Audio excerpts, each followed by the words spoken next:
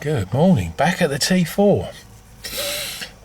A little bit more excited now. I'm definitely excited.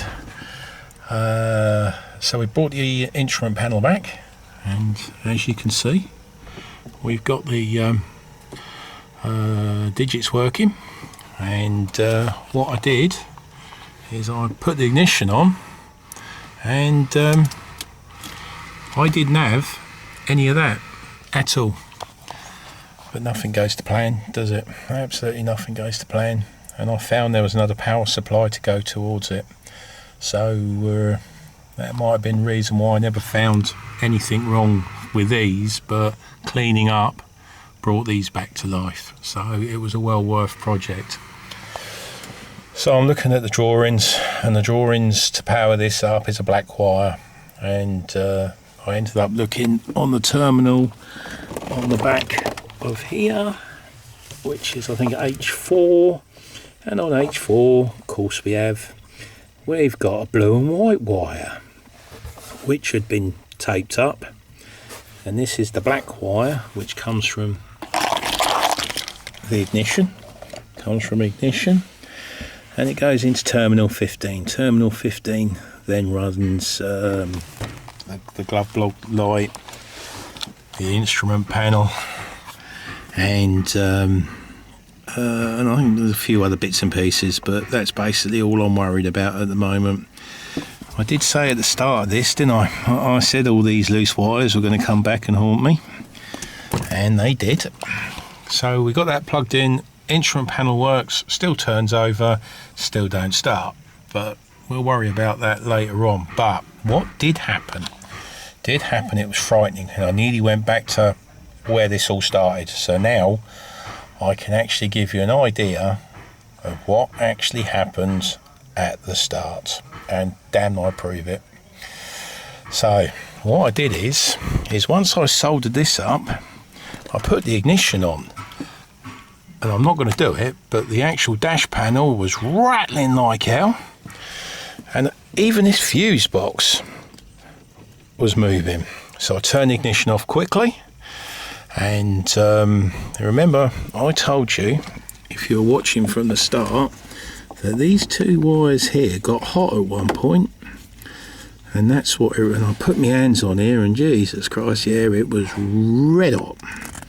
So luckily, I didn't burn anything out, and I managed to turn the ignition off. So what I did do is I've disconnected it from here. And then I put the ignition on, and this didn't all start bouncing around, and it was all good. What does this do, we asked ourselves? Right, well, one of these goes to a 100 amp fuse, and the other one goes straight onto the glow plug. Straight onto the glow plugs. So obviously, with my guess, we've either got a chafe wire, or I've got a glow plug which is straight to earth. And that was the reason. And I've got some new glow plugs, and I'll test that out later on, but that might be the reason why she's not starting now, because it's a cold old day as usual. Welcome to England, and these old girls do need the glow plugs. So I'm having a cracking day at the moment. I mean, I can even show you. I'll show you this. Watch the old RPM. See? And the fuel works. Obviously we're not driving anywhere, and I haven't got it going. I suppose that rubs it in a bit more, doesn't it? Anyway, what I also got is I've got I can now, because this is also on T15, press ignition. The only thing I can talk to on here, because there is no engine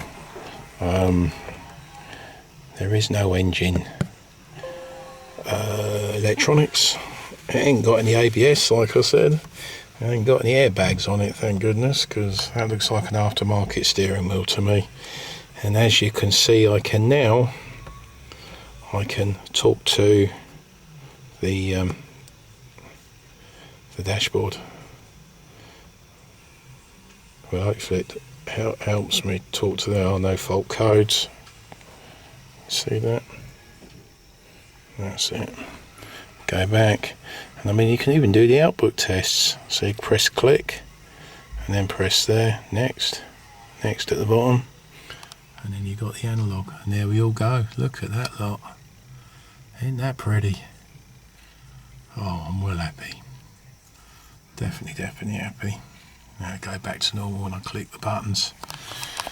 So my dashboard works, all my ignition is working fine. I remember that other thing I turned around and said I wasn't very happy about, indicators. Yeah, still don't work, but I've got wires cut off here, so God knows. So what I do think also is, once they found out that once the fuse box had burnt out, what they thought is that they were going to cut the immobiliser out. So they've cut all the immobiliser out, thinking that was the problem. And the problem, all it was the glow plugs had burnt out the actual fuse box. That's what Detective Trev says, anyhow. And that's where I think they had the problem. So it all started off with the glow plugs, moved on. Oh, what we're going to change? Oh, that's what we do. We'll take out the immobiliser, it wasn't the real immobiliser, it was a secondary immobiliser. That didn't work.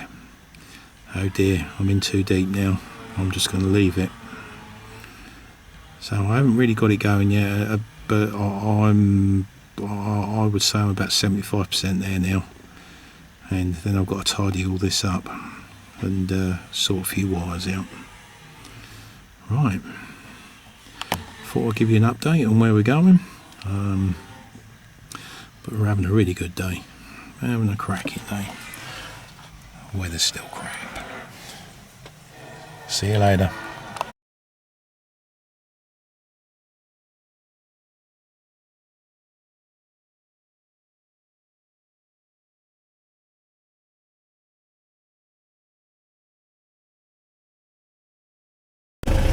Okie dokie. Bypass a couple of things. Look at this. It's running. It is running.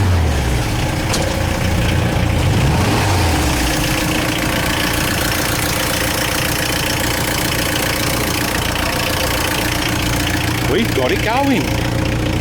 At least now that I haven't done all that work in there to find out that the bloody engine's knackered. But as I say, I've got some commissioning work in here, cut the burnt wires, cut the broken wires, indicators, which bloody annoys me, but I will get them working. There must be some reason. But I've had a cracking day, and the sun's been trying to get out. Look, let me show you. Look at that. Fucking sun's out as well. Oh yes.